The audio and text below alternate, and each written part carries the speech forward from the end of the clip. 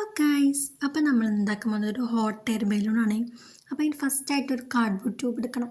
ഇനിയിപ്പോൾ അതില്ലെങ്കിൽ ഒരു ചാർട്ട് പേപ്പറോ അല്ലെങ്കിൽ A4 ഷീറ്റോ അങ്ങനെ 4-5 ഇങ്ങനെ ഒപ്പം വെച്ചൊട്ടിച്ചിട്ട് ഇങ്ങനെ റൗണ്ടാക്കി എടുത്താലും മതി. എന്നിട്ട് അതിൻ്റെ മേലെ ബ്ലൂ കളറൊന്നും ഇല്ലെങ്കിൽ അടിച്ചെടുക്കാം, ഇല്ലെങ്കിൽ ഞാൻ ചെയ്യുന്ന പോലെ ഇങ്ങനെ ഒരു ബ്ലൂ കളർ പേപ്പർ എടുത്തിട്ട് ഇങ്ങനെ ഒട്ടിച്ചെടുക്കാം. അടിച്ചെടുക്കേണ്ട മടിക്കാണ് ഞാൻ ഇങ്ങനെ ഒട്ടിച്ചെടുക്കുന്നത്. അതാകുമ്പോൾ ഈസി ആയിട്ട് തീരുമല്ലോ. എന്നിട്ട് ലാസ്റ്റായിട്ട് ഇങ്ങനെ ഒരു ഇൻസുലേഷൻ ടാപ്പ് അതിൻ്റെ മേലെ ഒട്ടിച്ചെടുക്കുക. പിന്നെ ഞാൻ കുറച്ച് ക്ലൗഡ്സൊക്കെ ഇങ്ങനെ വെട്ടിയെടുത്തിട്ടുണ്ട്. അത് പിന്നെ ഞാൻ കാണിച്ചില്ല, കാരണം അതെല്ലാവർക്കും അറിയാമല്ലോ. ഇങ്ങനെ ക്ലൗഡ്സിൻ്റെ പോലെ വരച്ചിട്ട് അത് വെട്ടിയെടുക്കുക, പിന്നെ ഒട്ടിക്കുക. പിന്നെ ഞാൻ കുറച്ച് റൗണ്ട് ഷേപ്പിൽ ഇങ്ങനെ കളർ പേപ്പേഴ്സ് എടുത്ത് ഇങ്ങനെ ഒട്ടിച്ചുകൊണ്ടിരിക്കുകയാണ്. അതിങ്ങനെ നടുമടക്കിയിട്ട് ഇങ്ങനെ ഒന്നും കൂടി മടക്കിയിട്ട് അതിൻ്റെ മേലെ പശ തേച്ചിട്ട് അങ്ങനെ ഒട്ടിച്ചെടുക്കുക.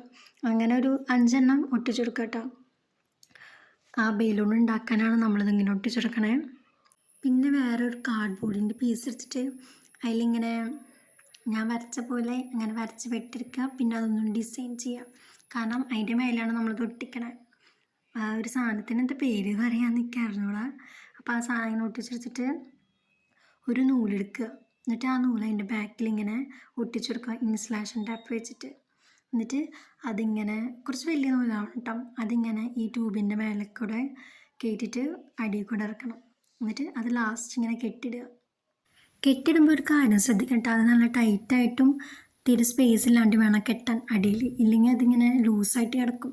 എന്നിട്ട് നമ്മുടെ നൂലിൻ്റെ അറ്റത്തെ ഭാഗത്തൊരു മുത്ത് കോർത്തിട്ട് അത് മേലെ കൂടെ ഇട്ടിട്ട് അടിയിൽ കൂടെ വരയ്ക്കുക. അപ്പം അങ്ങനെ വരയ്ക്കുമ്പോൾ നമ്മുടെ സാധനം സെറ്റാവും.